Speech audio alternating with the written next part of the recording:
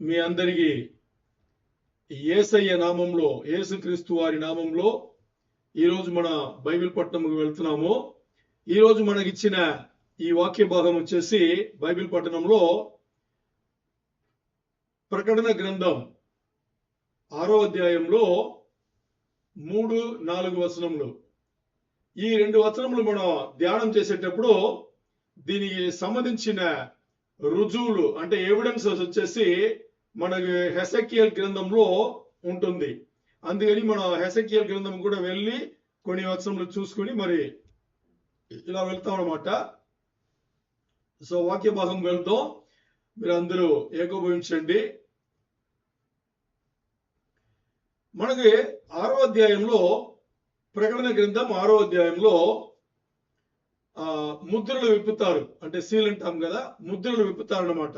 యేసు ప్రభు వారు తండ్రి ఆయన దేవుడి నుంచి అధికారం ఇవన్నీ శక్తి అన్ని తీసుకుని ఆయన ఏం చేస్తారంటే ఒకటి తర్వాత ముద్రలు విప్పుతారు. సో ఇక్కడ మొదటి 4 ముద్రలు విప్పేటప్పుడు 4 గుర్రములు, 4 వేరే వేరే రంగులో ఉండే గుర్రములు వచ్చేసి బయలుపడతాయి. ఇప్పుడు మన ఈరోజు మాట్లాడబోయేది ఈ 4 గుర్రములలో మొదటి గుర్రం మనం మాట్లాడేసాము. మొదటి ముద్ర విప్పేటప్పుడు ఇక్కడ చూడండి, ముద్ర విప్పేది అక్కడ పరలోకంలో దేవుని ముందు అక్కడ జరుగుతుంది. యేసు ప్రభు వారు అక్కడ ముద్ర విప్పుతారు. అపోస్తలుడైన యోహాను వచ్చేసి అక్కడే ఈ దర్శనం డైరెక్ట్ చూస్తున్నారు, అక్కడ జరిగింది చూస్తున్నారు, దాని దర్శనం కింద రాశారు అన్నమాట. అక్కడ ముద్ర విప్పితే మొదటి గుర్రం, తెల్ల రంగు గుర్రం, మొదటి గుర్రం భూమి నుంచి బయలుపడతాయి, ఈ లోకం నుంచి బయలుపడతాయి. ఆ తెల్ల రంగు గుర్రంలో ఉండే ఆ వ్యక్తి ఆయనే యాంటిక్రీస్తు అంటాం. తెల్ల రంగు వచ్చేసి మనకు బాగా తెలుసు, అది సమాధానంకు సాదృశ్యంగా ఉండేది. ఇది ఈ మొదటి గుర్రం బయలువెడ దీంట్లో ఉండే వ్యక్తి యాంటిక్రీస్తు అనేది రెవల్యూషన్ లో చెప్పలేదు, అంటే ప్రకటన గ్రంథంలో చెప్పలేదు. ఎక్కడ చెప్పబడింది? దానియేలు గ్రంథంలో చెప్పబడింది.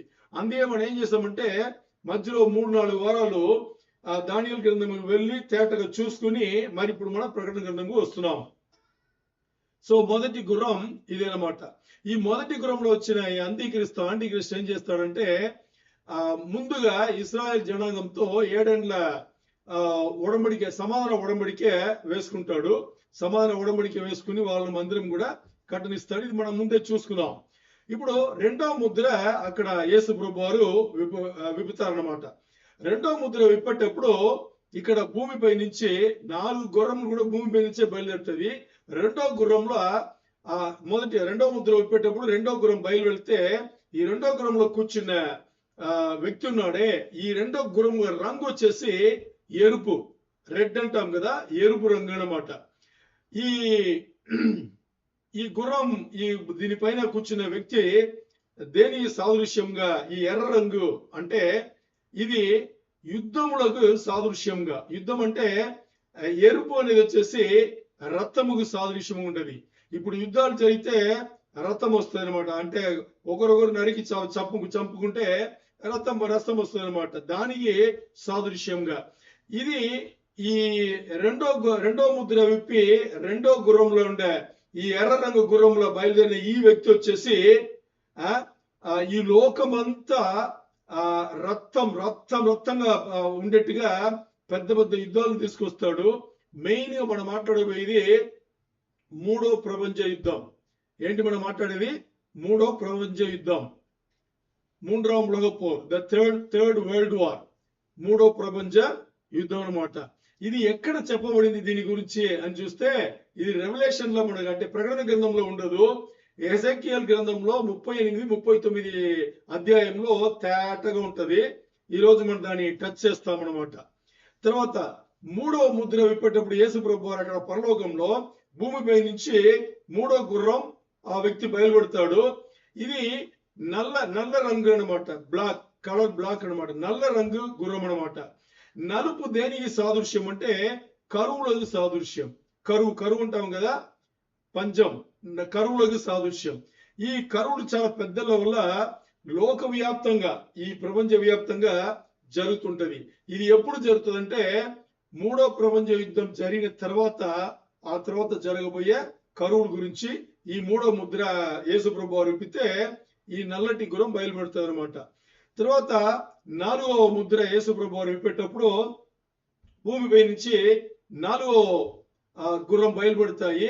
ఈ ఈ గుర్రం బయలుపెడితే ఈ గుర్రము ఇచ్చిన రంగు వచ్చేసి పాండురంగ వర్ణం అంటారు. అంటే ఇంగ్లీష్ లో పేల్ హార్స్ అంటారు, తమిళ నాకు తెలియదు. పాండురంగ వర్ణం, మేబీ గ్రే ఉండొచ్చో ఏమో, పాండురంగ వర్ణం అంటారు తెలుగులో. సో ఇక్కడ పలుపు నిరం సార్, పలుపు నిరం. ఓకే, సో పాండురంగ వర్ణం తెలుగులో చెప్తారనమాట. పాండురంగ వర్ణంలో మనకి ఈ ఈ బయలుపడతాయి. ఈ పాండురంగ వర్ణం దేనికి సాదృశ్యం అంటే మరణముకు సాదృశ్యం, సావుకు, మరణముకు సాదృశ్యం అనమాట. మరణముకు, డెత్ కు సాదృశ్యం. ఇది ఈ 4వ గుర్రంలో బయలుపడే వ్యక్తి వచ్చేసి ఈ లోకంలో 4వ వంతు, 4లో ఒక్క వంతును చంపేస్తాడనమాట. దానికి బయలుదేరి వచ్చిన గుర్రం అన్నమాట. ఇప్పుడు ఈ మొదటి గుర్రం బయలుదేరింది కదా, యాంటిక్రైస్ట్. మొదటి గుర్రం బయలుదేరి వచ్చేటప్పుడు అప్పుడు శ్రమల కాలం మొదలవుతుంది. 7 ఏళ్ల శ్రమల కాలం అప్పుడు ప్రారంభమవుతుంది.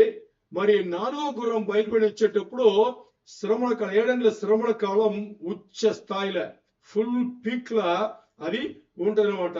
అందుకనే సంఘం ఎత్తబడది అంటే ర్యాప్చర్ అంటున్నాం కదా. ఈ సంఘం ఎత్తబడ గుంపులో మనం లేకపోతే ఇవన్నీ భయంకరంగా, ఇవన్నీ జరిగేదన్నీ మనం కూడా ఉండి చూడాల్సిన అవసరం పడుతుంది. అప్పుడు మనం ఏం చేయాలి అనేటప్పుడు, సంఘం ఎత్తబడేటప్పుడు మనం తీసుకెళ్ళేట్టుగా, దేవుడు యేసు ప్రభు వారు మనం తీసుకెళ్ళేట్టుగా మన జీవితాలు ఇక్కడ మార్చుకోవాలి అనేది ఇక్కడ చాలా చాలా ముఖ్యం అన్నమాట. ఇప్పుడు మనం ముందే మొదటి గుర్రంలో బయలుపడిన అంత్యక్రీస్తు గురించి దానియేలు గ్రంథంలోకి వెళ్ళి మనం చూసుకున్నాము. ఇప్పుడు ఈ రోజు మనం 2వ ముద్ర యేసు ప్రభు వారు విప్పి దానికి సంబంధించిన 2వ గుర్రంలో బయలుదేరిన ఈ ఎర్ర రంగు గుర్రం ఉండే ఈ వ్యక్తి వచ్చేసి అతని గురించి మనం మాట్లాడబోతున్నాము. ఈ వ్యక్తి తీసుకొచ్చేదే మూడో ప్రపంచ యుద్ధం. ఇప్పుడు దీన్ని మన మనసులో పెట్టుకుని మనం ఏం చేస్తామంటే ప్రకటన గ్రంథం 6వ అధ్యాయంలో 3వ వచనం 3-4 నేను మీకు చదివి చూపిస్తాను.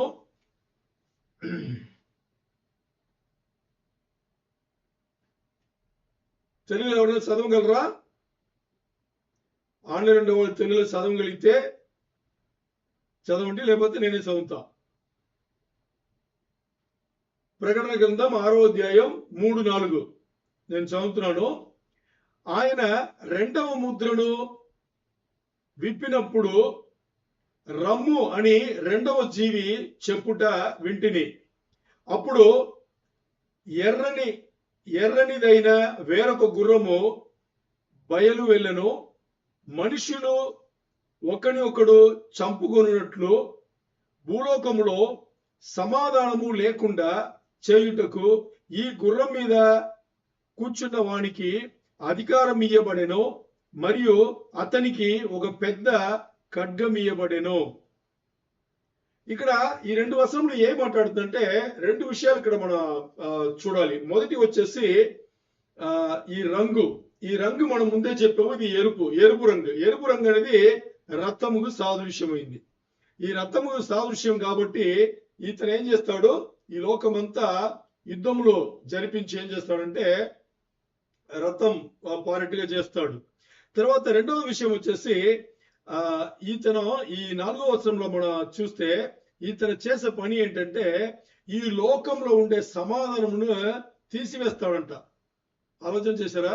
2వ ముద్ర విప్పేటప్పుడే బయలుదేరిన ఈ 2వ గుర్రంలో ఎరుపు రంగు ఉండే గుర్రం ఉండే ఈ వ్యక్తి వీడు బయలుదేరే దేనికోసం, ఈ లోకం మొత్తానికి ఉండే సమాధానం, శాంతి సమాధానం అంటామే, దాన్ని మొత్తానికి తీసివేస్తాడంట.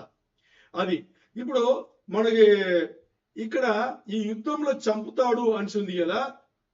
యుద్ధంలో మనకు పదం ఇక్కడ ఇంగ్లీష్ వచ్చేసి ఒకని ఒకరు, తెలుగులో ఒకని ఒకరు చంపినట్టుగా చేస్తాడు అనేసి ఒకటి ఉంది. దాని ఇంగ్లీష్ లో వాడబడిన పదం వచ్చేసి కిల్. యాక్చువల్ గా ఇది ఒరిజినల్ భాష గ్రేక భాష నుంచి రాసిన బైబిల్లో ఈ పదం వాడబడలేదు. ఈ పదము అర్థం ఏంటని మనం చూస్తే తెలుసు. ఈ కిల్ అనే ఇంగ్లీష్ పదముకు మనకి గ్రేక భాషలో ఉండే పదం వచ్చేసి స్పాట్సో అనేది. ఈ స్పాట్సో అంటే ఉత్తగా చంపేది కాదు.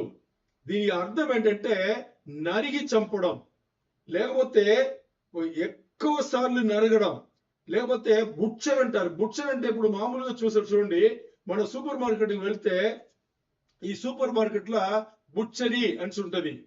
బుచ్చరీ అంటే ఏంటంటే ఒక జంతువును అంటే కోడి లేకపోతే మేక దీని ఏం చేస్తారంటే దాన్ని ఎలా నరుకుతారు తెలుసు కదా, దాన్ని పీస్ గా చేస్తారు కదా, అది అన్నమాట. అలా చంపుతారంట, ఒకడు అలాగే చంపుతారు అని. మరి ఈ 4వ వచనంలో చివరి భాగంలో ఎలాగుందంటే వాటి దగ్గర పెద్ద ఖడ్గం ఇవ్వబడింది, అంటే కత్తి, చాలా పెద్ద కత్తి. అతను అంటే ఎర్ర రంగు గుర్రంలో కూర్చున్న వ్యక్తి దగ్గర చాలా పెద్ద కత్తి ఇవ్వబడింది. అది దేనికి అంటే అది యుద్ధంకు సాదృశ్యం అనమాట. ఇప్పుడు ఈ గుర్రంలో కూర్చున్న ఎర్ర రంగు గుర్రంలో కూర్చున్న ఈ వ్యక్తి వచ్చేసి భూమి మొత్తాన్ని, ఈ లోకమంతాన్ని ఏం చేస్తాడంట, యుద్ధం కల్పించి చిన్న పెద్దగా యుద్ధంలో కల్పిస్తూ 3వ ప్రపంచ యుద్ధంకు వాడు ఏం చేస్తున్నాడు, దారి తీస్తున్నాడు. మనం ఇప్పుడు ఈ లోకంలో చూస్తే నార్మల్ గా ఒక చిన్న సర్వే జరిగింది చెప్తున్నాను. ఇప్పుడు మనం మాట్లాడేది జరగబోయేది ఎప్పుడు, 7 ఏళ్ల శ్రమల కాలం. ఎందుకంటే మొదటి ముద్ర విప్పగానే 7 ఏళ్ల శ్రమల కాలం మొదలైంది. ఇప్పుడు 2వ ముద్ర వచ్చాం మనం. సో 7 ఏళ్ల శ్రమల కాలంలో ఉన్నాం మనం. అప్పుడు జరగబోయే యుద్ధమే 3వ ప్రపంచ యుద్ధం.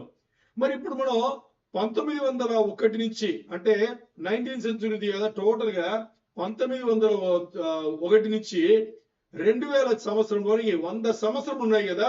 ఈ 100 సంవత్సరంలో మీరు గూగుల్లో కొట్టి చూసుకోండి కావాలంటే.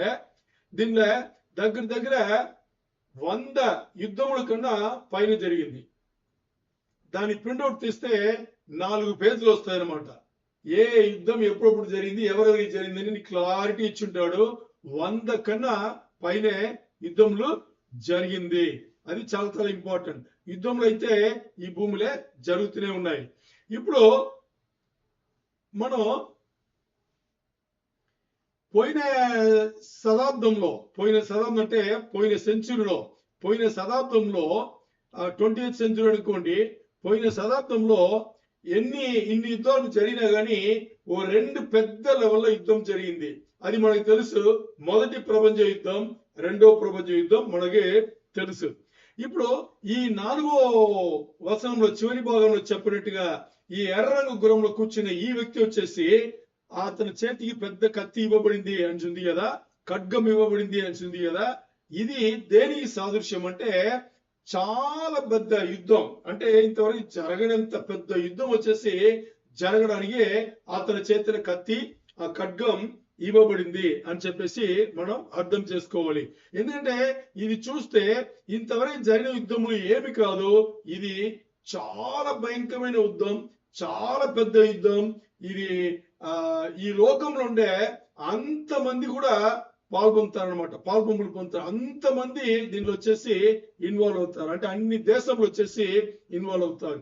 ఈ యుద్ధం ద్వారా కోట్లాది మంది, అంటే మిలియన్స్ ఆఫ్ పీపుల్, కోట్లాది మంది వచ్చేసి చంపబడతారు అంటే మామూలుగా చంపేది కాదు. నేను ఇప్పుడు చెప్పాను కదా బుచ్చరీ ఎగ్జాంపుల్, అలా చంపబడతారు అనమాట. అంటే ఈ చంపబడిన ప్రేతాలు ఉన్నాయి కదా, అంటే శవములు ఉన్నాయి కదా, డెడ్ బాడీస్, దీన్ని క్లియర్ చేయడానికి ఇస్రాయేల్ జనాంగంకు 7 నెలలు కావాలంట. ఎన్ని నెలలు అంటే ఈ 3వ ప్రపంచ యుద్ధం జరగబోయేది అక్కడే, ఇస్రాయేల్ దేశంలో. మరి వీళ్ళను ఈ చంపబడిన ఈ శవములు ఉన్నాయి కదా, డెడ్ బాడీస్, దీన్ని క్లియర్ చేయడానికే ఎన్ని నెలలు కావాలంటే ఇస్రాయేల్ జనాంగంకు 7 నెలలు కావాలంట. ఇది ఎక్కడ ఇది క్లీన్ చేయడానికి 7 నెలలు అంటే ఎంతమంది చచ్చిపోయి ఉండాలి దాన్ని క్లీన్ చేయాలంటే ఇన్ని నెలలు పట్టడానికి? ఇవన్నీ మనం ఎక్కడ తెలుసు అంటే మనకి ఇవన్నీ చెప్పింది ప్రకటన గ్రంథంలో కాదు, ఎజెకియల్ గ్రంథంలో ఇది చెప్పబడింది. ఇప్పుడు చూద్దాం. ఎజెకియల్ గ్రంథం వచ్చేసి ఈ మూడో ప్రపంచ యుద్ధం గురించి ఏం చెప్పింది అని మనం చూద్దాం. ఇప్పుడు దానికి ముందు కొన్ని విషయాలు మనం తెలుసుకుని ఆ తర్వాత దానికి వెళ్దాం. ఏంటి అంటే హెసెకియల్ గ్రంథంలో 37వ అధ్యాయం ఉంది కదా, దాని వేలీ ఆఫ్ బోన్స్ అంటారు. ఏమంటారు? ఎముకల వేలి అంటే దాని ఏమంటారు తెలుగులో? లోయ. ఎముకల లోయ అని చెప్పేసి ద వేలీ ఆఫ్ బోన్స్ అంటారు. దేని ఈ 37వ అధ్యాయంలో, హెసెకియల్ రాసిన 37వ అధ్యాయంలో ఇది రాయబడింది. ఎముకల లోయ గురించి, అంటే ద వేలీ ఆఫ్ బోన్స్ గురించి రాయబడి ఉంటది. ఇది దీనికి సంబంధించిన దర్శనం ఉంది కదా, హెసెకియల్కి కలిగిన దర్శనం.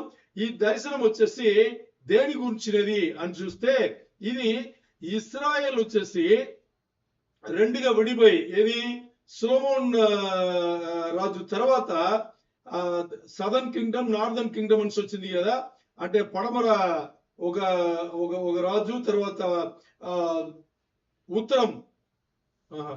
ఉత్తరం దక్షిణం, ఈ రెండు వైపులో.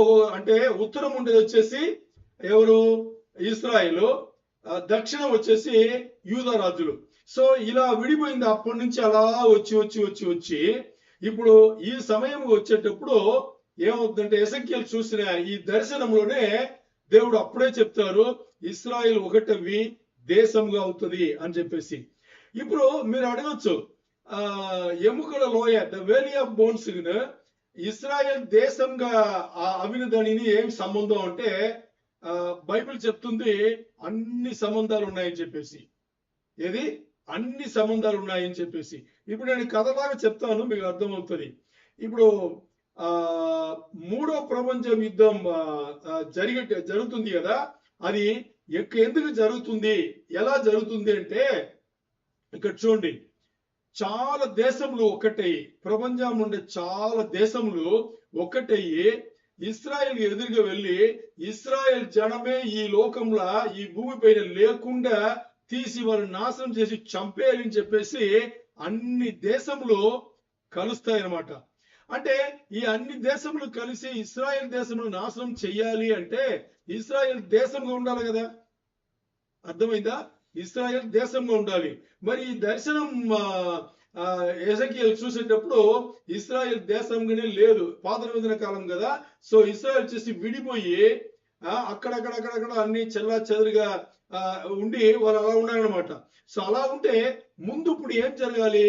ముందు ఈ ప్రపంచమంతా ఒకటయ్యి ఇస్రాయేల్ వచ్చేసి అటాక్ చేసి ఈ ఇస్రాయేల్ జనమే ఈ లోకంలో లేకుండా చేయాలి అంటే ముందుగా ఏం జరగాలి? ఇస్రాయేల్ ఒక దేశంగా రావాలి.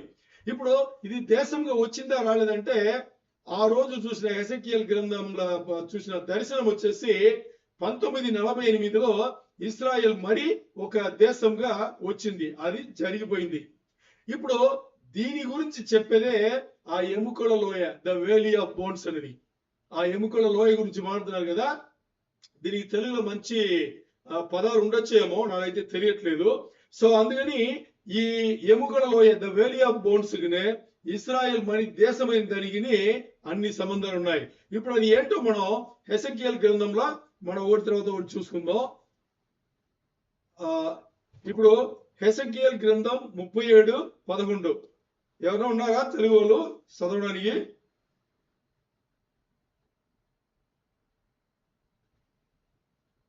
తెలుగు చదవడానికి ఆన్లైన్లో ఎవరైనా ఉన్నారా? ఓకే, హెసెకియలు 37, నేను 11వ వచనం చదువుతున్నాను. 11వ వచనం అందులో వినండి. అప్పుడు ఆయన నాతో ఇట్లా, నేను నరపుత్రుడా, ఈ ఎముకలు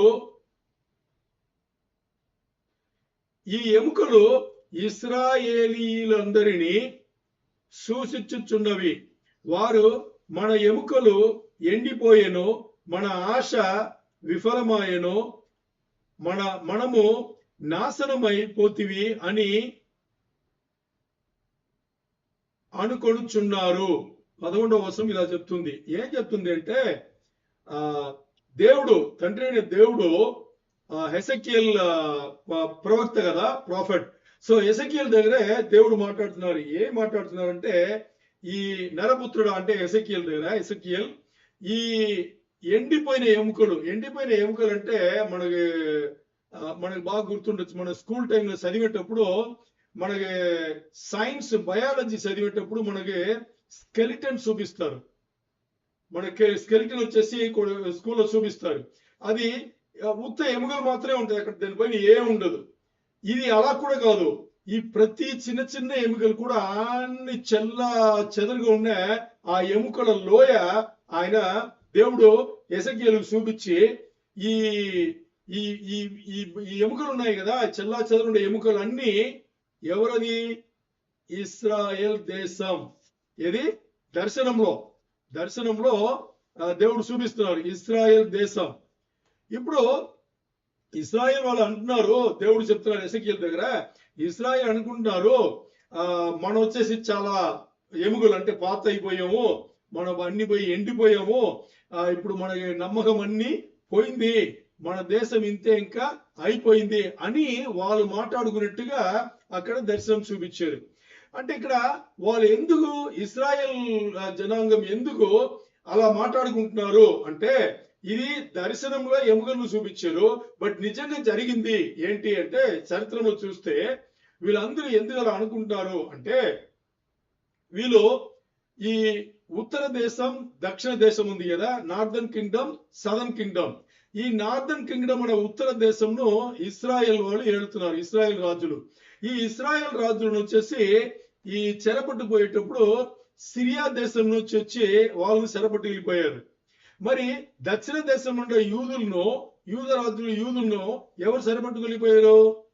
బబులోన్ దేశం నుంచి బబులోన్ చక్రవర్తి వచ్చాడు కదా, నెబుకద్నెజర్ పట్టుకెళ్ళిపోయాడు. ఇప్పుడు ఎవరు కూడా వాళ్ళ దేశంలో లేదు.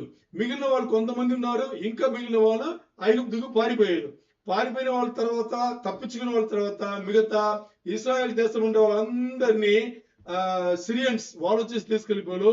ఇక్కడ బబులోన్ చక్రవర్తి యూదులను తీసుకెళ్లిపోయారు.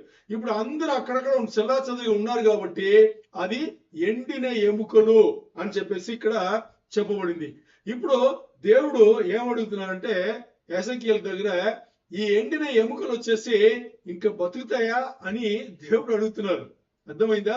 అదే ఇప్పుడు 37:3 ఎసెకియేలు గ్రంథం 37వ అధ్యాయం 3వ వచనంలో అదే ఉందన్నమాట. ఇప్పుడు నేను చదువుతున్నాను చూడండి. ఆయన, నరపుత్రుడా, ఎండిపోయిన ఈ ఎముకలు బ్రతుకగలవా అని నన్ను అడుగగా, ప్రభువా యెహోవా అది నీకే తెలియనని నేనంటిని. అంటే దేవుడు ఎసెకియేలు దగ్గర ఏమడుగుతున్నారంటే, ఈ ఎండిన ఎముకలు చెదర అయిపోయింది కదా, అంటే ఇశ్రాయేల్ జనాంగం అటువైపు సిరియన్స్ తీసుకెళ్ళింది, ఇటువైపు బబులోనుకి చెరపట్టుకు వెళ్ళిపోయింది. వీళ్ళందరూ ఇంకా ఒకటవుతారా?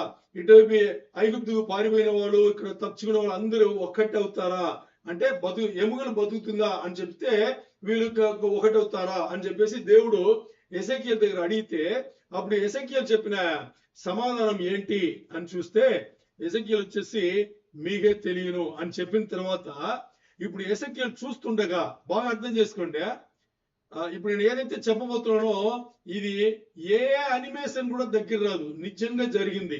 ఎసెకియేలు చూస్తుండగా ఆ చెదరైన ఆ ఎముకలు ఉన్నాయి కదా, చిన్న చిన్న ఎముకలు, పెద్ద ఎముకలు అన్ని ఒకటొకటి అలా వచ్చి ఒకటయ్యి, ఒక వ్యక్తికి కావాల్సిన ఎముకలన్నీ ఎక్కడ ఉంటుందో అది ఎక్కడున్నా అది అన్ని అలా వచ్చి ఒకటయ్యి ఫస్ట్ స్కెలిటన్ తయారైంది.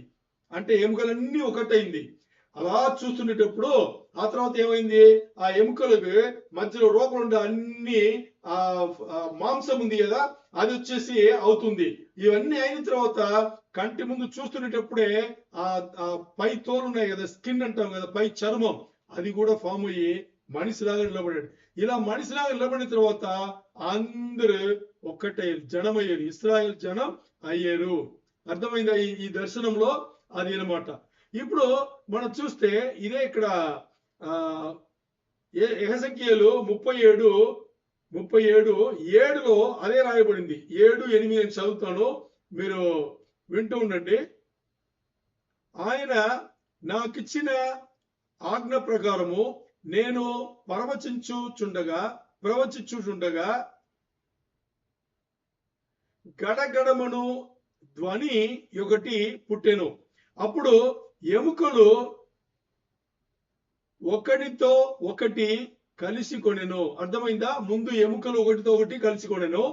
తర్వాత నేను చూచుచుండగా నరములను మాంసమును వాటి మీదికి వచ్చెను, వాటి పైన చర్మము కప్పెను, అయితే వాటిలో జీవాత్మ ఎంత మాత్రమును లేకపోయేను. చాలా లోతైన వచనం, కొంచెం గమనించండి. ఇక్కడ హెసెకీయలు వచ్చేసి ఇలా మాట్లాడుతున్నప్పుడే, దర్శనం సంబంధించి మాట్లాడుతున్నప్పుడే అక్కడ ఏం జరుగుతుందంట, ఒక ధ్వని, ఆ లోయల నుంచి ఒక ధ్వని వస్తుందంట. అంటే దర్శనం కదా లోయ, ఒక ధ్వని, ఒక శబ్దం వచ్చింది. అప్పుడు ఏమైంది, ఆ ఎముకలన్నీ ఒకటయ్యి ముందు స్కెలిటన్ తయారైంది. అప్పుడు చూస్తున్నప్పుడు ఆ మాంసంను, ఆ తర్వాత చర్మం అన్ని కూడా ఓడి తర్వాత వచ్చి మొత్తానికి శరీరం వచ్చింది. తర్వాత అందరు కూడా వచ్చి వాళ్ళకి, వీళ్ళందరూ తయారయ్యారు కానీ మరి వాళ్ళకి ఏమి లేదంట, శ్వాసం లేదు అంటుంది. అంటే జీవం లేదు అని చెప్పేసి దర్శనంలో హెసెకీయలు గారు చూశారు. ఇప్పుడు చూడండి, మనం ఈ ఎముకలు దేనికి సూచిస్తుంది? ఇశ్రాయేల్ దేశంను. ఎందుకంటే మన 11వ వచనంలో అదే చూసాం, ఇశ్రాయేల్ దేశం. ఇప్పుడు హెసెకీయలు చూసిన ఈ ఇశ్రాయేల్ దేశం ఏమైంది? ఇప్పుడు ఒకటైంది, లేచి వచ్చింది. అదే ఇశ్రాయేల్ దేశం 1948లో ఇశ్రాయేల్ దేశంగా మారింది. అంటే దక్షిణ దేశం, ఉత్తర దేశం అని చెదరైన ఈ దేశం వచ్చేసి 1948లో మరి ఏమైంది? దేశంగా తయారైంది. అంటే దేశంగా తయారైనా కానీ ఆ దేశంలో జీవం లేదు అని చెప్పబడింది. ఇక్కడ జీవం లేదు, ఇశ్రాయేల్ పైన, ఇశ్రాయేల్ దేశంలో ఇశ్రాయేల్ జీవం లేదు అని చెప్పేదానికి అర్థం ఏంటంటే, వాళ్ళు మనుషులుగా ఉన్నారు కానీ యేసు ప్రభు వారిని ఇంకా ఎరగల. ఆత్మీయంగా వారు నిజమైన దేవుణ్ణి ఎరగల. సో ఎరగలేదు కాబట్టి వాళ్ళకు జీవం లేదు అంటున్నారు. ఇక్కడ ఇంగ్లీష్ లో వాడబడిన పదం బ్రెత్ అనమాట. అంటే శ్వాసం అంటే ఇక్కడ లైఫ్ అంటే జీవం, అక్కడ లేదు. ఎందుకంటే ఈ 7 ఏళ్ల శ్రమల కాలం తండ్రి అయిన దేవుడు ఎందుకు తీసుకొచ్చారంటే, చాలా ఉద్దేశంలో ఆయన ఉన్నాయి. మరి దాంట్లో పెద్ద ముఖ్యమైన ఉద్దేశం ఏంటి అని చూస్తే, ఇశ్రాయేల్ జనాంగంను యేసుక్రీస్తు వారి రక్షణ రూపంలో తీసుకురావాలి అనేది. అది చాలా పెద్ద, అంటే యేసు ప్రభు వారు వాళ్ళ కోసం కూడా రక్తం కార్చారు, వాళ్ళ పాపములు శాపములు అన్ని కూడా తీసివేయబడింది యేసు ప్రభులా అని వాళ్ళకి అర్థం చేయాలనేదే అది తండ్రి అయిన దేవుని ఒక ఉద్దేశం, మెయిన్ అయిన ఉద్దేశం అనమాట. అంటే ఇక్కడ ఆత్మీయ జీవితం, దాని జీవం అన్నారు. అప్పుడు వాళ్ళ దగ్గర అది లేదు కాబట్టి వాళ్ళు ఏమయ్యారు, అలాగే జీవం లేకుండా ఉన్నారు. మరి ఇది యేసు ప్రభు వారు వచ్చి, యేసు ప్రభు వారు 7 ఏళ్ల శ్రమల కాలం తర్వాత రెండో రాకడలో వచ్చి ఇవన్నీ ముగించేటప్పుడు, పనిని ముగించేటప్పుడు వాళ్ళు కూడా ఈ రోజు దేవుడు సంఘమును చర్చిని ఎలా చూస్తున్నారో అలాగే వాళ్ళు కూడా ఆయన ఇప్పుడు వాళ్ళు ఏర్పరచబడిన జనాంగంగా ఉండొచ్చు, మరి జీవం లేదు వాళ్ళ దగ్గర, యేసు ప్రభు వారు లేదు. సో 7 ఏళ్ల శ్రమల కాలం తర్వాత యేసు ప్రభు వారు వచ్చిన తర్వాత వాళ్ళు యేసు ప్రభు వారికి కావాలని పిలుస్తారు, రావాలని పిలుస్తారు. అప్పుడు యేసు ప్రభు వారు వచ్చేటప్పుడు ఆయన రక్తం కింద వస్తారు, ఆయన రక్షణ కింద వస్తారు. అప్పుడు వాళ్ళు కూడా ఈ రోజు మన సంఘంలో చర్చలో ఎలా ఉన్నామో అలాగే వాళ్ళు కూడా దేవునికి దగ్గర అవుతారు, దేవుని కుటుంబంలో వాళ్ళు కూడా ఏమవుతారు, చేరుతారు అనమాట. ఇప్పుడు 1948లో ఇశ్రాయేల్ దేశంగా వచ్చింది, అంటే ఒక ఫామ్ వచ్చింది అనమాట. ఇశ్రాయేల్ దేశంలో వచ్చింది. ఇప్పుడు దేనికి దోహదపడింది అంటే, అది 3వ ప్రపంచ యుద్ధానికి దోహదపడింది. ఎందుకు? ఈ ప్రపంచం ఉండే మిగతా అన్ని దేశములు ఇశ్రాయేల్ దేశం పైనే వెళ్ళి అటాక్ చేసి వాళ్ళను ఈ లోకంలో లేకుండా చేయాలన్నారు. ఇప్పుడు ముందుగా జరగాల్సింది ఏంటి? ఇశ్రాయేల్ దేశం, అది జరిగిపోయింది. ఇప్పుడు బాగా అర్థం చేసుకోండి. ఇప్పుడు ఈ 3వ ప్రపంచ యుద్ధం అంటున్నామే, ఈ 3వ ప్రపంచ యుద్ధం వచ్చేసి హెసెకియల్ గ్రంథంలో 7 ఏళ్ల శ్రమల కాలంలో జరగబోయేదని హెసెకియల్ గారికి దేవుడు అప్పుడు చూపించారు. చాలా మంది దీని ఏమి ఎలా సందేహపడి కష్టపడతారు, ఎలా తప్పుగా అర్థం చేసుకుంటారంటే ఇది ఆ 7 ఏళ్ల శ్రమల కాలంలో జరగబోయే మూడో ప్రపంచ యుద్ధం కాదు, ఇది చివరిలో జరగబోయే ఆర్మగెద్దోన్ యుద్ధం అని చెప్పేసి అందరూ తప్పుగా అర్థం చేసుకుంటారు. ఇప్పుడు పరిశుద్ధ గ్రంథం బైబిల్ మనకి ఏం తేటగా చెప్తుందంటే ఇది ఆర్మగెద్దోన్ యుద్ధం కాదు, 7 ఏళ్ల శ్రమల కాలంలో ముందు 7 ఏళ్ల శ్రమల కాలం ప్రారంభం అయిన వెంటనే ఇది జరుగుతుంది అని చెప్పేసి ఇక్కడ మాట్లాడుతున్నాం. ఎందుకు రెండో ముద్ర విప్పేటప్పుడు దీని గురించి మాట్లాడుతున్నామంటే ఇది రెండో ముద్ర విప్పిన తర్వాత వెంటనే జరగబోయే యుద్ధం. మరి ఆర్మగెద్దోన్ యుద్ధం ఎప్పుడు జరుగుతుంది? 7 ఏళ్ల శ్రమల కాలం అయిపోయిన తర్వాత చివరిలో యేసు ప్రభువారు రెండో రకాల సెకండ్ కమింగ్ వచ్చేటప్పుడు అప్పుడు జరుగుతుంది. ఇప్పుడు 7 ఏళ్ల శ్రమల కాలంలో హెసెకియల్ గ్రంథంలో 37-38 మాట్లాడిన ఈ పెద్ద యుద్ధం మరి ఆర్మగెద్దోన్ యుద్ధంకు ఒక 5-6 తేడాలు ఉన్నాయి. ఈ 5-6 తేడాలు ఏంటి అని చూస్తే ముందు వచ్చేసి హెసెకియల్ గ్రంథంలో చెప్పబడిన ఈ యుద్ధం, ఈ మూడో ప్రపంచ యుద్ధం అంటున్నామే, ఈ మూడో ప్రపంచ యుద్ధంలో చూస్తే ఏమేమి దేశములు పాల్గొంపులు పొందుతుంది అని చూస్తే మనకి అది ఉంది, కొన్ని దేశాలు ఉన్నాయి. మరి ఈ ఆర్మగెద్దోన్ యుద్ధంలో మొత్తం ప్రపంచం వచ్చేసి పాల్గొంపులు పొందుతాయి. రెండోది వచ్చేసి ఈ ఇస్రాయెల్ దేశం పైనే అటాక్స్ ఎందుకు వస్తారు కదా, వీళ్ళు ఉత్తర వైపు నుంచి వస్తారు. మరి ఇక్కడ ఆర్మగెద్దోన్ యుద్ధంలో ఇస్రాయేల్ అన్ని దేశాల నుంచి, అన్ని చుట్టూ ఉండే వాళ్ళు అన్ని దేశాల నుంచి వాళ్ళు అటాక్ చేయడానికి వస్తారన్నమాట. అలాగే ఇప్పుడు ఈ ఈ అటాక్ ఈ యుద్ధముకు ప్రారంభంలో 7 ఏళ్ల శ్రమల కాలంలో హెసెకియల్ చెప్పిన ఈ యుద్ధముకు దీని లీడ్ తీసుకుని వచ్చేసి ఒక వ్యక్తి ఎవరు, గోగ్ అనేది, గోగు అంటారు తెలుగులో, గోగు అనేది ఒక వ్యక్తి అన్నమాట, అది ఒక దేశం కాదు. మాగోగ్ అంటే అది దేశం. ఆ మాగోగ్ దేశం నుంచి వచ్చే వ్యక్తి గోగ్ అంటారు. ఇప్పుడు ఈ వ్యక్తి వచ్చేసి ఏం చేస్తాడు, ఆయన ఈ ఎసెకియల్ గ్రంథంలో చెప్పబడిన యుద్ధం వచ్చేసి దేవుడు ఏం చేస్తారు, దేవుడు లీడ్ తీసుకుంటారు. మరి ఆర్మగెద్దోన్ యుద్ధంలో ఆ యుద్ధముకు లీడ్ తీసుకున్నది అంత్యక్రీస్తు అన్నమాట. తర్వాత ఈ మూడో ప్రపంచ యుద్ధం ఎసెకియల్ చూసిన ఈ యుద్ధం ఉంది కదా, దీని తర్వాత ఏమవుతుందంటే మనకి భూకంపాలు చాలా జరుగుతుంటాయి అన్నమాట దీని తర్వాత. ఎందుకు అంటే ఇప్పుడు ఈ న్యూక్లియర్ వెపన్స్ అన్ని వాడతారు, దాన్ని వాడతారు. మరి ఇక్కడ చూస్తే 7 ఏళ్ల శ్రమల కాలం అయిన తర్వాత ఆర్మగెద్దోన్ యుద్ధంలో యేసు ప్రభువారు ఏ ఆయుధం వాడరు, ఒక్క మాటల అన్ని అయిపోతుంది. తర్వాత ఇస్రాయెల్ దేశం వచ్చేసి హెసెకియల్ గ్రంథం చెప్పబడిన మూడో ప్రపంచ యుద్ధంలో ఇస్రాయెల్ దేశం ఉంది. ఈ దేశం వచ్చేసి ఎలాగుంటుంది, అది జరిగేటప్పుడు ఎలాగుంటుంది అంటే చాలా పీస్ఫుల్ గా ఉంటుంది. ఈ యుద్ధం జరిగేటప్పుడు చాలా పీస్ఫుల్ గా శాంతి సమాధానం కలిగి ఉంది.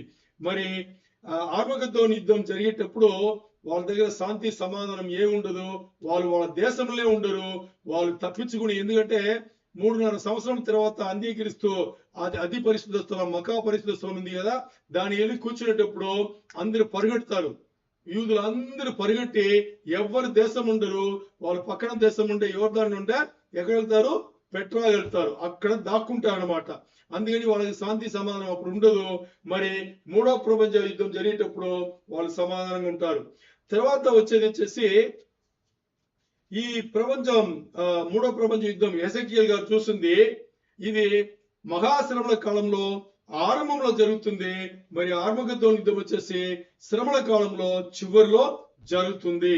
సో అందుకని ఇక్కడ హెసెకియల్ గారు ఏదైతే యుద్ధం గురించి మాట్లాడారో ఆ యుద్ధం వచ్చేసి ఆర్మగెద్దోన్ యుద్ధం కాదు, 7 ఏళ్ల శ్రమల కాలంలో చివరిలో జరగబోయే యుద్ధం కాదు, ఇది ఆరంభంలో జరగబోయే యుద్ధం. దీనే మూడో ప్రపంచ యుద్ధం అని చెప్తాము. దీన్ని ప్రారంభించేది ఎవరు అనేటప్పుడు ఈ రెండో ముద్ర విప్పేటప్పుడు ఎర్ర రంగు గుర్రంలో వచ్చాడు కదా, ఆ వ్యక్తి ఏం చేస్తాడు, దీన్ని ప్రారంభం చేస్తాడు. ఇప్పుడు ఏ దేశంలో దీంట్లో ఇన్వాల్వ్ అయింది అని మనం చూద్దాం. ఏది ఈ ప్రపంచ యుద్ధంలో ఏ ఏ దేశములు అని చూస్తే ఇప్పుడు మనం చూడాల్సింది హెజెకియల్ గ్రంథంలో 38వ అధ్యాయంలో 38వ అధ్యాయంలో మనం 1 నుంచి 6 వచనములు మనం చదివి ఆ తర్వాత ఏ ఏ దేశంలోని నేను మీకు చెప్తాను. మరియు యెహోవా 38:1 నుంచి 6 మరియు యెహోవా వాక్కు నాకు ప్రత్యక్షమై ఇలాగు సెలవిచ్చెను, నరపుత్రుడా, మాగోగు, బాగా అర్థం చేసుకోండి, మాగోగు దేశపు వాడకు గోగు. చూసారా, దేవుడు ఏం చెప్తున్నారు? మాగోగు దేశపు వాడగు అంటే మాగోగు అనేది దేశం, గోగు వాడగు. గోగు అంటే గోగు అనేది ఒక వ్యక్తి అనమాట. అనగా రోషునకును, అంటే ఇవన్నీ దేశాల పేర్లు నేను ఏదేని చెప్తా. మెషెకునకును తుబాలునకును అధిపతి అయిన వాని తట్టు అభిముఖుడవై అతని గూర్చి ఈ మాట ఎత్తి ప్రవచింపుము. ప్రభువైన యెహోవా సెలవిచ్చినదేమనగా, రోసునకును మెషాకునకును తుబాలునకును అధిపతియగు గోగు, నేను మీకు విరోధినై ఉన్నాను.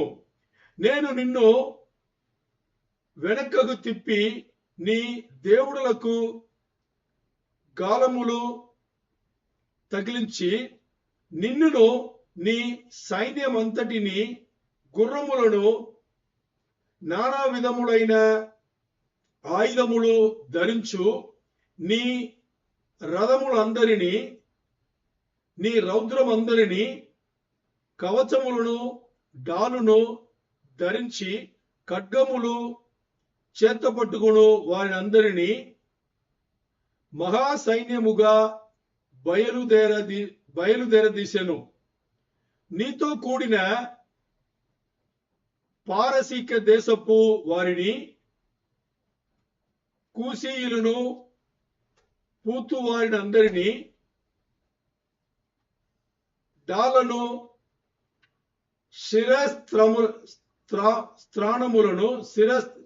శిరస్థానములను ధరించు వారి అందరినీ నేను బయలుదేరదేశదను. గోమేరును అతని సైన్యమంతును ఉత్తర దిక్కు లాలోనుందు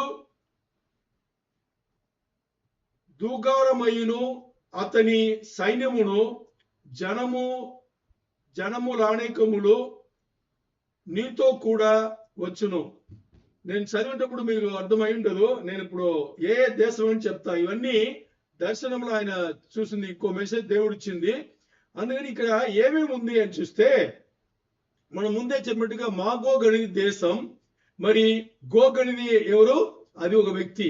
ఇప్పుడు బైబిల్లో మన ఫరో చదువుతాము, కైసరు చదువుతాము, ఇప్పుడు మనం మాట్లాడుతాం కదా జనాధిపతి, ప్రెసిడెంట్, ఇలాంటి ఒక వ్యక్తి అన్నమాట. ఆ వ్యక్తికి ఇప్పుడు చెప్తున్నారు. ఏం చెప్తున్నారు? దేవుడు హెజెకియల్ ద్వారా ఆ వ్యక్తికి మెసేజ్ పాస్ చేస్తున్నారు. ఇప్పుడు మాగోగ్ అనేది వేరే ఏమి కాదు, అది రష్యా దేశం. మాగోగ్ అనేది రష్యా దేశం. గోగ్ అనేది ఎవరంటే రష్యా దేశం నుంచి వచ్చిన ఒక వ్యక్తి. ఆ వ్యక్తి ఆ దేశంకు కింగ్ అయి ఉండొచ్చు, ప్రెసిడెంట్ అయి ఉండొచ్చు. ఓకే, అలాంటివి అనమాట. ఇప్పుడు రష్యా దేశం తర్వాత ఈ రోజు మన ఉన్న దేశం ఉంది కదా, వీళ్ళందరూ ఈ ఇస్లామిక్ ఇవందరూ కలిసి దీని ముందు ఉండే ఒక సోవియత్ యూనియన్స్ ఒకటి ఫామ్ చేశారు వాళ్ళందరూ. తర్వాత తుర్కీ దేశం ఉంది కదా అది. తర్వాత ఈరాన్ అంటే దీని ముందు దాన్ని పెర్షియా అంటాము, ఈరాన్ దేశం. తర్వాత సుడాన్, లిబియా. ఆ తర్వాత ఈ మిడిల్ ఈస్ట్ ఉంది కదా, ఇప్పుడు ఏదైతే మనం ఉన్నామో ఈ మిడిల్ ఈస్ట్ దేశంలో ఉండే సౌదీ అరేబియా కానీ, సిరియా కానీ, లెబనాన్ కానీ, ఇక్కడ ఏమేమి దేశాలు ఉన్నాయో దుబాయ్లు కానీ, ఖతార్, కువైత్లు, ఇవన్నీ దేశంలో అన్ని కలిసి ఉంటాయి. ఇప్పుడు చూడండి, మనం మాట్లాడిన ఇవన్నీ దేశం ఉండే వాళ్ళందరూ ఎవరు? ముస్లిం వాళ్ళు. ఇప్పుడు దీంట్లో ఉండే గుంపులో ఒక్కరు ముస్లిం కాదు. ఎవరు? రష్యా. ఈ రష్యా ముస్లిం కాదు, మరి వాళ్ళు ఎవరు అంటే దేవుని నమ్మని వాళ్ళు. అర్థమైందా? దేవుని నమ్మని వాళ్ళు వీళ్ళందరూ ఒకటవుతారు. రెండో ముద్ర విప్పేటప్పుడు ఈ దేశంలో అన్ని కూడా ఏమవుతుంది? ఇస్రాయెల్ దేశం పైనే ఈ యుద్ధముకు వెళ్తుంది. ఈ దేశాలే మనకు ఇస్రాయెల్ పైన మూడవ ప్రపంచ యుద్ధంలో వెళ్ళే దేశాలు. ఓకే, ఇప్పుడు ఇంతవరకు బాగుంది. ఇంకా ఇంకో ముఖ్యమైన ప్రశ్న మనం చూసుకుని మనం ముగించవచ్చు. ఏ ప్రశ్న ఈరోజు చూడబోతున్నాం అంటే, ఇప్పుడు ఈ మూడవ ప్రపంచ యుద్ధం అనేది శ్రమల కాలంలో ఆరంభంలోనే జరుగుతుంది అనే దీనికి రుజువు ఏంటి కదా? చివరిలో జరిగితే ఆర్మగద్దం యుద్ధం అన్నాము, ఆరంభంలో జరిగితే అది ఏం చెప్పాము? మూడో ప్రపంచ యుద్ధం అన్నాం. మరి ఈ మూడో ప్రపంచ యుద్ధం వచ్చేసి ఆరంభంలోనే జరుగుతాయి. దీనికి రుజువులు, ఎవిడెన్స్ ఏంటి అని చూస్తే మనకు కొన్ని హెజెకియల్ గ్రంథమే మనకి దానికి రుజువులు ఇస్తుంది. దాన్ని మనం చూసుకుందాం. 38:16 హెజెకియలు 38:16 మేఘము భూమిని కమ్మినట్లు ఇశ్రాయేలీయులకు నా జనుల మీద పడెదరు. అంత్య దినములందు అది సంభవించును. ఇది మీరు నోట్ చేయాలి. ఏం చెప్తుంది? ఈ యుద్ధం ఎప్పుడు జరుగుతుందంట? అంత్య దినములందు సంభవిస్తుంది అని 11వ వచనం చెప్పింది. అంత్య దినములు అంటే ఏంటి? 7 ఏళ్ల శ్రమణ కాలం, అదే అంత్య దినములు. ఈ 7 ఏళ్ల శ్రమణ కాలంలో ఇప్పుడు చూడండి, 7 ఏళ్ల శ్రమణ కాలంలోనే జరుగుతుంది. ఇది మొదటి కారణం. దానికి 7 ఏళ్ల శ్రమణ కాలంలోనే ఈ మూడవ ప్రపంచ యుద్ధం జరుగుతుంది. ఇప్పుడు మనం చెప్పిన దేశాలన్నీ ఇస్రాయిల్ పైన వస్తది అని చెప్పిన దానికి మొదటి కారణం ఏంటి? ఇది అంత్య దినంలోనే జరుగుతుంది అని చెప్పేసి హెజెకియలు అప్పుడే చెప్పినారు. ఈ అంత్య దినంలో ఏంటి? 7 ఏళ్ల శ్రమల కాలం అన్నమాట. ఇప్పుడు ఈ అంత్య కాలం అంటే 7 ఏళ్ల శ్రమల కాలంలో ప్రారంభంలో ఏముంటదంటే ఇస్రాయెల్ దేశం సమాధానంగా శాంతి సమాధానం కలిగి ఉంటది. ఏముంటది? శాంతి సమాధానం కలిగి ఉంటది. ఎందుకు కలిగి ఉంటదంటే ఆలోచన చేద్దాం. ఇప్పుడు ఇస్రాయెల్ దేశం మనందరికీ మనం ఇప్పుడు కూడా చూస్తున్నాం, చరిత్రలో చూసాము, ఇప్పుడు కూడా చూస్తున్నాము. ఇస్రాయెల్ వచ్చేసి 1948లో ఒక దేశంగా అయిన తర్వాత అక్కడి నుంచి ఇంతవరకు చూస్తే చుట్టూ ఉండే దేశాల్లో అన్ని దేశాలతో వాళ్ళకి గొడవే. ఈ రోజు కూడా చూస్తున్నాము గొడవ అయిందా? 1948 నుంచి ఈ రోజు వరకు ఇంకా జరుగుతూనే ఉన్నాయి. అందుకని వాళ్ళు ఏం చేస్తున్నారంటే, ఎప్పుడైతే ఇస్రాయెల్ దేశంగా అది అయిందో అప్పటి నుంచి వాళ్ళ దేశమును కాపాడుకోవడానికి, వాళ్ళ దేశం నుండి జనులను కాపాడుకోవడానికి వాళ్ళు ఏం చేస్తున్నారంటే ప్రతి దాని సందేహపడతారు. ప్రతి దాని బార్డర్స్ లీడర్స్ అన్నింటిని ఏం చేస్తారు? సందేహపడతారు. అన్ని సందేహపడి సెక్యూరిటీని బాగా టైట్ చేస్తారనమాట. ఎవరి నమ్మరు, ఎవరు బయట నుంచి వచ్చిన పూర్తి సెక్యూరిటీ చెక్ చేయకుండా వదలరు. ఈ రోజు కూడా జరుగుతుంది. మరి ఈ యుద్ధం జరిగేటప్పుడు ఎప్పుడు అని చూస్తే ఆలోచన చేయండి. 7 ఏళ్ల శ్రమల కాలంలో మొదటి గుర్రం బయలుపడింది.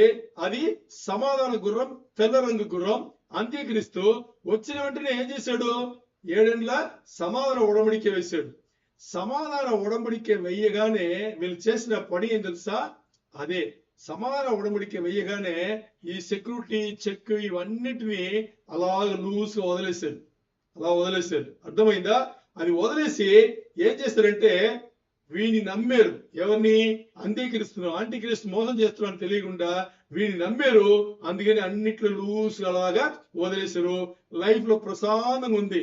ఎందుకంటే ఇప్పుడు చూస్తే 1948 నుంచి ఈ రోజు 2024 ఈ రోజు వరకు కాదు, ఇంకా 7 ఏళ్ల శ్రమల కాలం ఎప్పుడు మనకి ప్రారంభమవుతుందో దాని ముందు వరకు 1948 నుంచి 7 ఏళ్ల శ్రమల కాలం ముందు వరకు వీళ్ళకి ఇబ్బంది అన్ని చుట్టూ దేశాలతో గొడవ అన్ని. మరి వీడు ఉడంబడిక వేసిన వెంటనే వీళ్ళు ఏమవుతారు? వాడిని నమ్మి సైలెంట్ అయిపోయి అన్ని లూజ్ చేశారు. అప్పుడు వాళ్ళ జీవితం ఎలాగుంది? శాంతికరంగా సమాధానకరంగా ఉన్నాయి అని చెప్పేసి హెజెకియలు గారికి దేవుడు చూపించిన ఈ వచనం అన్నమాట. అందుకని ఇది మొదటి కారణం. రెండవ కారణం ఇలా ఉంది. రెండవ కారణం ఎలా ఉందంటే, మొదటి కారణం శాంతి సమాధానం కలిగి ఉంటే, రెండవది కారణం వచ్చేసి 38:11 ఉంది. హెసెకియల్ గ్రంథం 38:11 ఏం రాయబడింది? నీవు దురాలోచన చేసి ఇట్లా అనుకుందువు, నేను ప్రాకారములని నేని గ్రామములుగా దేశము మీదికి పోయేదను, ప్రాకారములను అడ్డగదిలను గౌనులను దేశము మీదికి పోయేదను, నిమ్మలముగాను నిర్భయముగాను నివసించు వారి మీదికి పోయేదను. అంటే ఇక్కడ ఏం చెప్తుందంటే,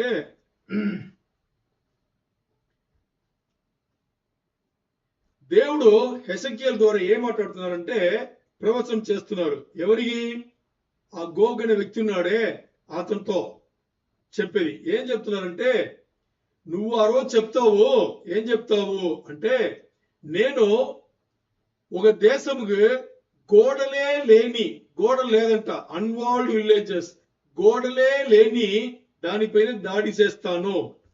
వాళ్ళు చాలా శాంతి సమాధానకరమైన జీవితంలో ఉండేటప్పుడు, వాళ్ళు అస్సలు సందేహమే లేకుండా ఉండేటప్పుడు, ఎవరు ఆ దేశం ఉండే వాళ్ళు సందేహమే లేని ఉండేటప్పుడు, వాళ్ళు ఏ గోడలు అంటే ఏంటి? బార్డర్స్ అన్ని లూజ్ చేస్తారు. ఏ గోడలు లేకుండా, ఏ సెక్యూరిటీ లేకుండా ఫ్రీగా ఉండేటప్పుడు, వాళ్ళ డోర్స్ అన్ని అంటే బార్డర్స్ అన్ని, గేట్లు అన్ని ఓపెన్ గా ఫ్రీగా ఉండేటప్పుడు, ఏ అడ్డు లేకుండా ఫ్రీగా ఉండేటప్పుడు నువ్వు వెళ్ళి చేస్తావు అని చెప్పేసి, నువ్వు మాట్లాడతావు అని చెప్పేసి దేవుడు ఇక్కడ ప్రవచనం ఇచ్చారు. అంటే అర్థం ఏంటంటే, 7 ఏళ్ల శ్రమల కాలంలో ప్రారంభంలో యాంటిక్రీస్తు ఏం చేశాడు? సమాన ఉడంబడిక వేయగానే వీళ్ళు చేసిన పని వాడిపైన నమ్మి ఏం చేశారు? వీళ్ళు ఈ సెక్యూరిటీ అంటే మిలిటరీ కానీ, ఎయిర్ ఫోర్స్ కానీ, ఇంకా ఉండే ఫోర్స్ ఏదైనా కానీ, దాని అన్ని అలర్ట్ గా లేకుండా సైలెంట్ అయిపోయారు. ఇక్కడ హెసెకియల్ గారు ఏం చెప్తున్నారంటే, వాళ్ళు శాంతి సమాధానం కలిగిన ఒక జీవితం ఉన్నారు. వాళ్ళ బార్డర్స్ అన్ని ఫ్రీ అయింది, చాలా పీస్ఫుల్ గా ఉన్నారు, ఎవరిని సందేహించలేదు, ఎందుకంటే వీడిని నమ్మారు కాబట్టి. అందుకని వాళ్ళు ఫ్రీ లైఫ్ లా ఉన్నారు. ఆ టైంలో ఏం చేస్తారంట, ఈ దాడి ఇప్పుడు మనం మాట్లాడేం కదా, ఈ దేశంలో ఇస్రాయేల్ పైన దాడి చేస్తుంది అని చెప్పేసి. సో ఎప్పుడు ఇస్రాయేల్కి శాంతి సమాధానం కలుగుతుంది అంటే, 1948 నుంచి 7 ఏళ్ల శ్రమల కాలంలో మొదటి 7 ఏళ్ల శ్రమల కాలం ముందు వరకు వాళ్ళకి శాంతి లేదు, సమాధానం లేదు. జీవన విధానమే అందరితో గొడవ ఈ రోజు కూడా. మరి మొదటి ముద్ర విప్పగానే వీడు వచ్చి ఏం చేశాడు? అన్ని బండ్లు చేసి సమాన ఉడంబడిక వేసి వాడు ఏం చేస్తున్నాడు? వాళ్ళు ఫ్రీ చేశాడు. మొదటి 3-4 సంవత్సరంలో ఇదే దానియేలు గ్రంథంలో మనకి 7వ అధ్యాయంలో క్లారిటీగా చెప్పబడి ఉంటుంది అన్నమాట. ఇప్పుడు ఈ సమాన ఉడంబడిక ఎన్ని సంవత్సరంలో? 7 సంవత్సరములు. శ్రమల కాలం ఎన్ని సంవత్సరములు? 7 సంవత్సరములు. ఇప్పుడు అంత్యక్రీస్తు లోపల రాగానే ఈ సమాన ఉడంబడికే వేశాడు. మొదటిసారి ఇశ్రాయేల్ జనాంగం ఏం చేశారు తెలుసా? వాళ్ళ దేవుడు యెహోవా దేవుడు ఉన్నారే, యెహోవా దేవుణ్ణి ఏం చేశారంటే కాళ్ళ కింద వేసి తొక్కి ఇంకోని నమ్మారు. అంతవరకు ఆ దేవునే మందిరం వెళ్ళి పూజించారు. మొదటిసారి అంత్యక్రీస్తు మోసగిస్తున్నాడని తెలియకుండా ఏం చేశారు? వాణ్ణి నమ్మి వాళ్ళ దేవుణ్ణి తక్కువ చేశారు. అప్పుడు ఎప్పుడు అలర్ట్ గా ఉండేవాళ్ళు, ఏ దేశం ఎప్పుడు వస్తాయని చెప్పేసి. ఈ ఐరన్ డోమ్ కూడా ఉంది కదా, ఈ డోమ్ అన్ని పట్టుకునే వాళ్ళు ఇవన్నీ ఇప్పుడు ఫ్రీ చేశారు. బార్డర్స్ అన్ని రిలీజ్ చేశారు. మొత్తాన్ని వీడిని నమ్మి మోసం పోయారు ఇశ్రాయేల్ జనాంగం. సో అందుకని వాళ్ళు ఏం చేస్తారంటే ఈ 3.5 సంవత్సరంలో చాలా సమాధానమైన దీంట్లో ఉన్నారు. ఇది రెండో కారణం. ఇది ఆర్మగెద్దోను యుద్ధం కాదు. అందుకని చూడండి, 7 ఏళ్ల శ్రమల కాలంలో మొదటి 3.5 సంవత్సరంలో స్టార్టింగ్ లోనే వీళ్ళు శాంతి సమాధానమైన కలిగిన దీంట్లో ఆ జీవితంలో ఉన్నారు. అందుకని ఇది ఆర్మగెద్దోను యుద్ధం కాదు. మూడో కారణం చూస్తే ఇక్కడ మనకి చెప్పింది ఏంటంటే ఈ యుద్ధంలో చచ్చిపోయిన వాడు ఉన్నారు కదా, ఈ శవములను డెడ్ బాడీస్ ని క్లియర్ చేయడానికి 7 నెలలు పడుతుంది అని చెప్పేసి మనం చూసాం. ఇది 39 ఇది ఎజెకియల్ గ్రంథం 39లో 9-10 2 వచనాలు ఉన్నాయి. 9-10 ఈ వచనంలో మనకు ఇది చెప్పబడింది అనమాట. 9-10లో ఏం చెప్పబడింది అని చూస్తే ఇక్కడ ఇలా ఉంది. ఇశ్రాయేలీయుల పట్టణములలో నివసించు వారు బయలుదేరి కవచములను, డాలును, కేడములను, విండ్లను, బాణములను, గడ్డలను, ఈటిలను తీసుకొని పొయ్యిలో కాల్చుదురు. వాటి వలన 7 సంవత్సరములు అగ్ని మండును. ఇది 9వ వచనం. 10వ వచనం వచ్చేసి వారు పొలములో కట్టెలు ఏరుకొనకయు అడవులలో మ్రాణులు నరుకకయుండి ఆయుధములు పొయ్యిలో కాల్చుచుండురు. తమ్మును దోచుకొనిన వారిని తామే దోచుకొందురు. తమ సొమ్ము కొల్లపెట్టేవారి సొమ్ము తామే కొల్లపెట్టుదురు. ఇదే ప్రభువు యెహోవా వాక్కు. అంటే ఇక్కడ 9 కాదు, మనం ముందు మూడో కారణం చూసుకోవాలి కదా. ఓకే, మూడో కారణం దేంట్లో ఉంది అని చూస్తే 39 ఎజెకియేలు 39 12వ వచనంలో ఉంది. 12వ వచనం చిన్నదే, చూసుకుందాం. దేశమును పవిత్రపరచుచు ఇశ్రాయేలీయులు 7 నెలలు వారిని పాతిపెట్టుచుండిరి.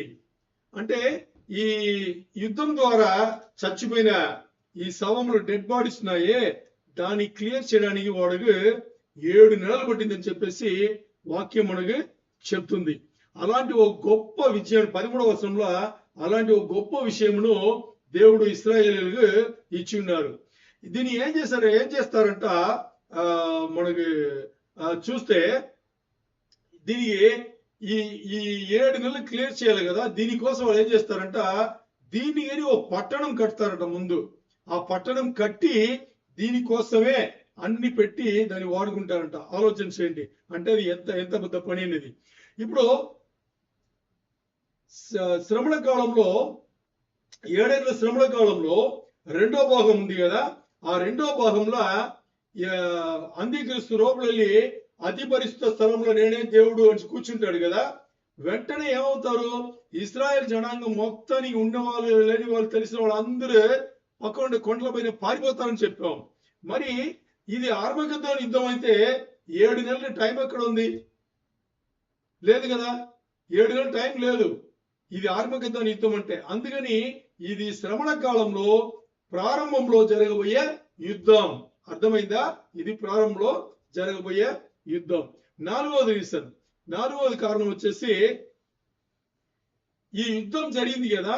ఈ యుద్ధం జరిగితే ఈ యుద్ధంలో ఇశ్రాయేల్ గెలుస్తుంది. ఈ యుద్ధంలో ఇశ్రాయేల్ గెలుస్తుంది.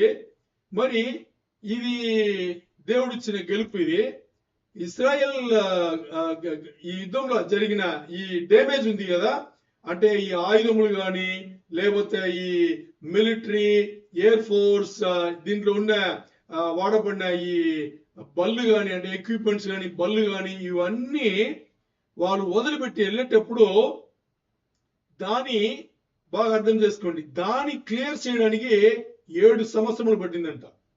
మరి 7 సంవత్సరములు పట్టాలి అంటే ఏమవ్వాలి? 7 సంవత్సరములు పట్టాలి అంటే శ్రమణ కాలం ప్రారంభమైంది. శ్రమణ కాలం మొత్తం టైమే 7 సంవత్సరములు. మరి ఆర్మగద్దోని యుద్ధం తర్వాత అంటే లేదు కదా, ఇశ్రాయేల్ ఎవరు లేరు, తీసుకున్నారు, దేవుడు వచ్చారు, దేవుడు తీసుకున్నారు. ఆ తర్వాత ఈ పని ఈ కథ ఏమి లేవు. అందుకని ఇది ముందే జరిగింది. దాని ఇప్పుడు మనం చదివిన ఎజెకియేలు గ్రంథం 39 9, 10 2 వచనములు మనకు చెప్పబడింది. మరి ఇప్పుడు ఒక నిజం మనకు అర్థమవ్వాలి. నిజం ఏంటి అంటే ఈ దర్శనం దేవుడు తండ్రి అయిన దేవుడు హెజెకీయాకు ఇచ్చిన టైం వచ్చేసి ఎప్పుడో పాత నిబంధన కాలం. పాత నిబంధన కాలంలో ఇచ్చిన హెజెకీయాకు ఇచ్చిన ఈ దర్శనం వచ్చేసి ఇది నెరవేర్పుకు రావడానికి శ్రమణ కాలం, 7 ఏళ్ల శ్రమణ కాలం స్టార్టింగ్ లా ప్రారంభంలో నెరవేర్పు వస్తుంది. మరి ఇప్పుడు చూస్తే హెజెకీయల్ గ్రంథంలో చెప్పబడిన ఈ ఆయుధములు ఉన్నాయి కదా, ఈ ఆయుధములే ఇప్పుడు రాబోయే 7 ఏళ్ల శ్రమణ కాలంలో వాడతారా? లేదు కదా. ఆ రోజులో ఇప్పుడు మీరు అర్థం చేసుకోండి, మీరు హెజెకీయల్ ప్రవక్త ఉన్న కాలంలో మీరు ఉన్నారనుకోండి, మీరు ఇంకా రాబోయే ఎన్నో వేల సంవత్సరాల తర్వాత రాబోయే 7 ఏళ్ల శ్రమణ కాలంలో ప్రారంభంలో జరగబోయే ఈ యుద్ధం అప్పుడు న్యూక్లియర్ యుద్ధమే. ఈ న్యూక్లియర్ యుద్ధం జరగడానికి హెజెకీయల్ గారికి అర్థమయ్యేట్టుగా చేయాలంటే ఈ న్యూక్లియర్ వార్ లో వాడబోయే ఈ మిసైల్ కానీ అది కానీ బాంబులు కానీ అది ఏం మనకి ఆ రోజు ఆయన చూడలేరు కదా. అందుకని ఆయనకు అర్థం అవ్వాలి, ఆయన చెప్పేది కూడా అప్పుడు ఉండే వాళ్ళకి అర్థం అవ్వాలని చెప్పేసి అప్పుడు ఉండేవాళ్ళు ఇప్పుడు ఉండే వాళ్ళకి అర్థం అవ్వాలి. ఇప్పుడు ఉండే వాళ్ళకి ఎన్నో అర్థమవుతుంది, అవేమి ఉండవని. ఎందుకంటే మనం చూస్తున్నాం టెక్నాలజీ పెరగడం మనం చూస్తున్నాం.